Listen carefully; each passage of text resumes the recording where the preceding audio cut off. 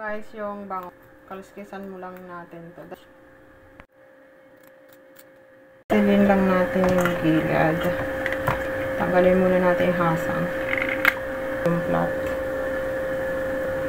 Ingatan lang natin yung skin ng bangus. Hindi siya mabutas. Ayan ba kaya? Tingnan lang natin. Hanggang sa pinakatlo.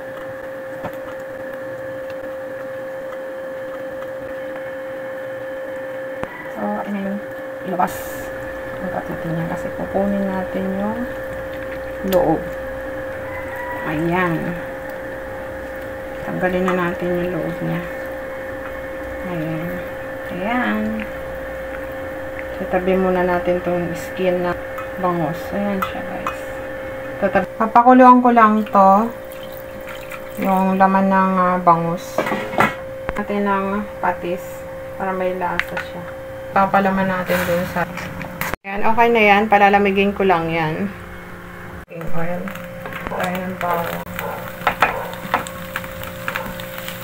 Sibuyas. Tapos, rotate lang natin. Then, yung red bell pepper. Ay, palaman doon sa relleno ng bangus. Rotate lang natin lahat to. Carrots. Nakasatate 1 cup na giniling na baboy. Yung palaman. At laman ng bangus.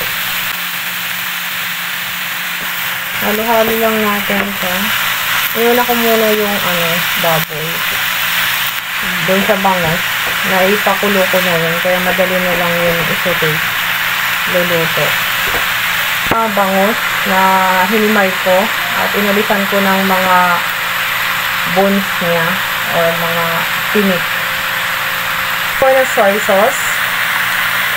1 teaspoon of fish sauce.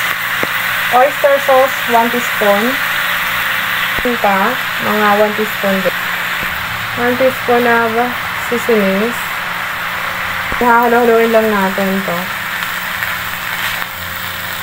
Teaspoon of asweto powder. Anato powder. Halo-haloin lang natin to. Then, already done na siset. Okay lang natin ito.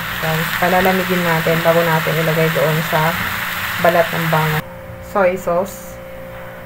Ito. Anato powder.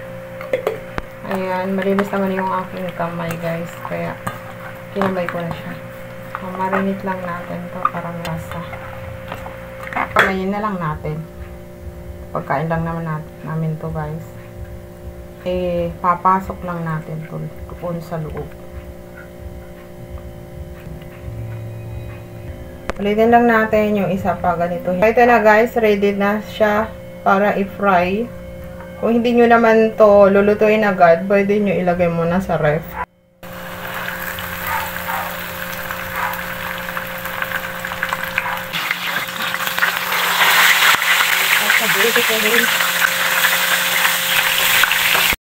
Yan ang bangus natin yan, luto na.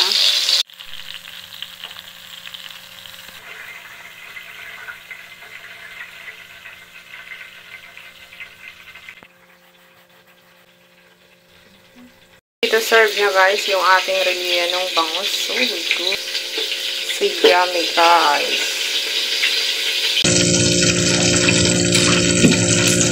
Delicious. Yummy. Rellenong bangus. Homemade. Ginawa ko to. Subukan nyo itong recipe na to, guys. Talaga magugustuhan nyo yung lasa niya. Yummy. Yummy. Thank you, guys, for watching. Please subscribe to my YouTube channel and follow my Facebook page. If you buy something, please click the yellow basket in my TikTok shop.